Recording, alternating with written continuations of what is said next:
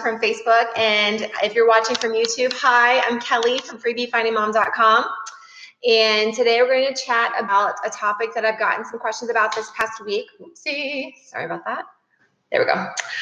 So we're going to talk about a topic that I've got some questions about this past week in regards to investing, whether or not stocks versus mutual funds are safer investments, and which would be right for you in your portfolio. So without further ado, I'm going to jump into Heidi's question here. And Heidi was the one that said, basically, she said her husband received a bonus. They want to use that by investing with that money, but they aren't sure. By the way, if you're just joining us, please give this video a like, and if you will, comment where you're viewing from or leave any money questions that you have. I would appreciate it. So Heidi's question was basically her husband is getting a bonus. She wants to know what to do with that bonus. So she said, should they pick mutual funds or should she pick stocks to invest that money in? Well, if you don't know, my background is in investments in money management. So that's probably why I got this question. And so you're welcome to ask any of these type of questions, or quite honestly, anything about budgeting or finances or saving money, anything like that. Feel free to leave your questions in the comments. And if you're watching this on replay, you can still leave your questions in the comments. I always come back and check the videos, usually at least once a day, and to make sure that I didn't miss anybody's questions. So like I said, Heidi wants to know, she's got some extra money from her husband's bonus. What should she do with that money? So, so to answer your question, Heidi, briefly, whether or not mutual funds are safer than stocks, yes, mutual funds in general are safer than stocks. And I have to say in general, because it always depends on the fund that you're talking about. It depends on the stock that you're talking about. So having said that, if you, just the very general question of whether or not mutual funds are safer, yes, they're typically safer. The reason they are typically safer is because they're more diversified. Basically, what a mutual fund is you're buying into multiple companies, okay? Whereas when you buy a stock, you are buying just that one company. So that's why by diversifying and buying multiple companies, you are diversifying your money. It should be safer because let's say, for instance, one of the companies that you buy into, let's say you buy a stock, let's say you buy Procter & Gamble, and that stock isn't performing very well. Well, that's, if you put all your money into that one stock, then your stock's not going to do very well. Then your money's not going to do very well either. If you buy a mutual fund that say has Procter & Gamble in it, say it's a large cap fund. If you buy that mutual fund, that stock, Procter & Gamble, is probably one of maybe 20 funds or 20 stocks. So you are less likely to, I guess your money is less likely to go down if some of the other stocks in the mutual fund have gone up or done fairly well. So long story short, mutual funds are typically safer investments than stocks. Depends on the stock, depends on the mutual fund, of course, but typically they are safer because of diversification, because you are not just putting all your money into one company. With a mutual fund, you are putting your money into multiple companies. So you have more chances to minimize your risk because you're not putting all your eggs in one basket, basically. Basically, what a mutual fund is, so if, assuming you don't know for sure, maybe you do, but as far as, since Heidi asked the question, a mutual fund is being actively managed by a manager. That's why you pay a fee. So what they should be doing for you is picking the best stocks for that mutual fund. So you shouldn't have to do all the research yourself. So some would say mutual funds can also be more convenient than a stock is for that reason as well. I just took some notes down here. That's why I keep looking down. So I would say if you're new to the market, especially too, or if you, I like mutual funds for that reason too. I hesitate to encourage you to invest in stocks unless you have a lot of cash so that you can buy a variety of different stocks, because it's much harder to diversify your money by just buying a few. You're not diversifying your money when you just buy a few stocks. So Heidi, if your husband's got a bonus, I would probably recommend mutual funds. If you're saying, now what mutual fund, Kelly? I would say, look at some of your better fund families. Some of my favorite mutual fund family is probably Vanguard. And I would say, because they typically have lower fees, that is something you need to be cognizant of when you're looking at a mutual fund, is what is their management fees? What are you going to pay out? Because if the fees are on the higher side, remember that eats into how much you're going to make.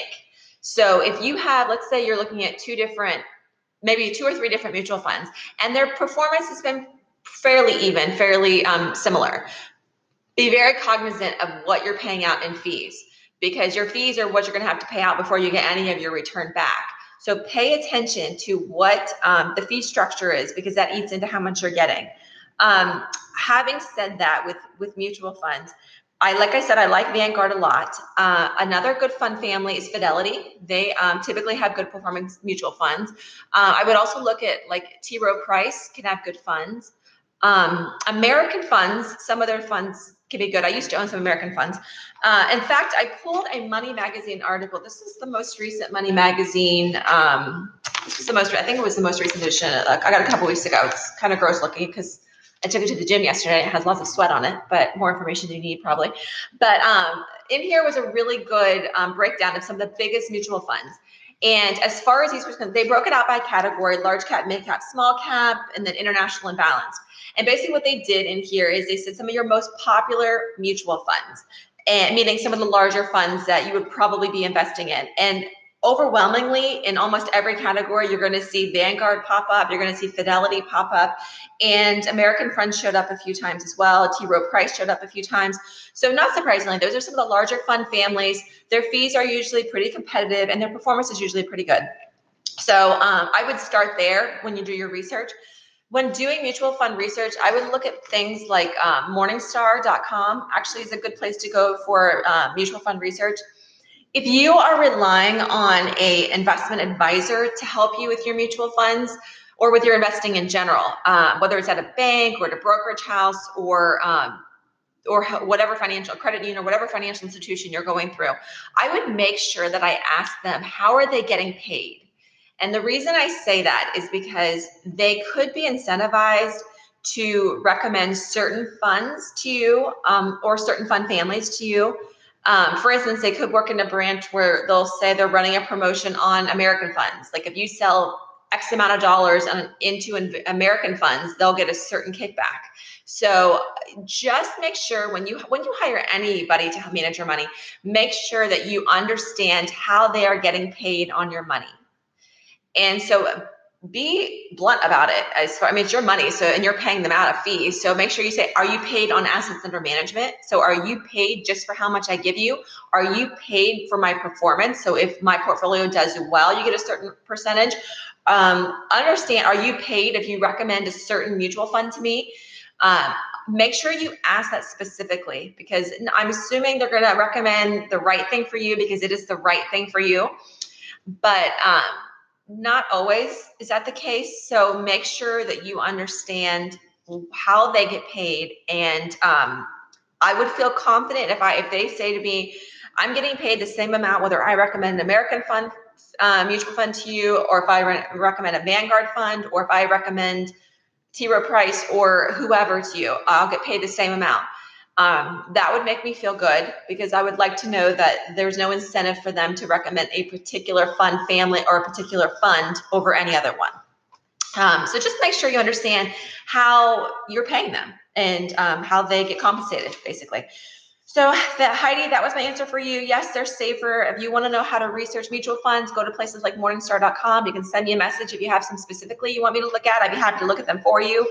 My favorite fund families are the ones I mentioned. Really, I would probably start with Vanguard. I really like Vanguard mutual funds. We own at least one of theirs, I think. So maybe two, I think at least one. So I like Vanguard. So there's my question for you. That's my answer for you, Heidi. And I took a bunch of notes. I think I already touched on everything. Yep. Guaranteed sector funds. Another thing you can look at if you're looking for investment options, if you're thinking, gosh, I don't know if I want to do, I really don't know if I want to do mutual funds, but I definitely don't do stocks. They seem too risky. Consider exchange traded funds, or ETFs. Basically what they do is they mirror an index. So say, for instance, you want to buy an ETF for mid-cap. Say, you know what, Kelly, I don't know how to research these things. I really want to do my own trading, which, by the way, I recommend if you have any inkling that you might want to do your own trading, but you're not really sure, let me know down here if that's something you want to see a video on like how to execute a trade, buy or sell on a platform like, for instance, I use what was Scottrade. I guess it got bought out by TD Ameritrade. It's not as hard as you think. Like, I think people think, oh, I need to go to a bank to do this, or I need to go hire a financial advisor. No, you don't. It depends on how engaged you want to be in the process, but it's not as intimidating as what you might think, and it's more user friendly probably than what you realize. Especially now, the platform is so easy. I mean, most of the times you're just toggling buy, sell, the quantity, and then the ticker, which the ticker is just basically the symbol for either their stock or the mutual fund or the ETF. So let me know if that's something you want to see, like how to do your own trades. It's not hard, I assure you. If you're like, Kelly, I don't know how to pick a mutual fund. I don't know how to pick a stock. I just really want to mirror what the market does or what a market index does. I say, okay, well, then you can buy an exchange traded funds like an ETF. And what that's going to do, like if you buy, say, an S&P exchange traded fund, that's just going to mirror what the S&P does. That's going to keep you wherever the market is. I like ETFs or exchange traded funds, not necessarily for buying like an S&P index fund. I like them for sectors. Like say, for instance, somebody says you need to invest in biotech or something like that, or somebody says you need to invest in natural gas or something, or precious metals, and you don't want to buy a specific fund dedicated to that because you're like, how do I know which one to pick?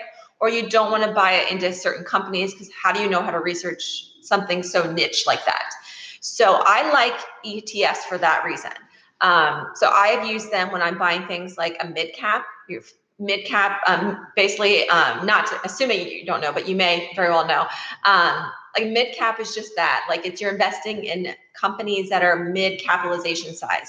So when someone says it's a large cap fund or a mid-cap fund or a small cap fund, all they're saying is it is investing in that size of company. It's a large cap fund. It's going to invest in large cap companies that are much larger companies than say a small cap fund. So I like ETFs for things like niche, like a mid cap, where maybe I wouldn't know which stocks necessarily to pick. It'd take a long time to research which specific mid cap stocks I wanted to invest in. I like it for sectors, like I say, like in biotech or something really niche like that, where it would just take so much time to research them, but you still want some exposure in your portfolio.